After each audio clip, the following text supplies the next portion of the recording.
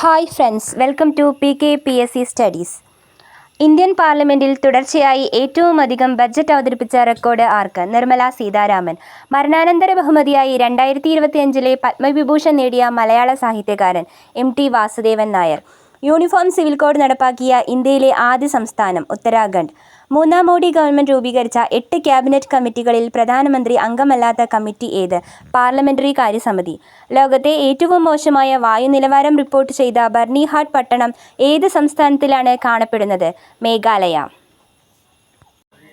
ലോകത്തിലെ ആദ്യത്തെ 4ാം തലമുറ ആണവ റിയാക്ടർ ആരംഭിച്ച രാജ്യം ചൈന. കേന്ദ്ര ധനകാര്യ വകുപ്പ് മന്ത്രി ആരാണ്? നിർമ്മല സീതാരാമൻ.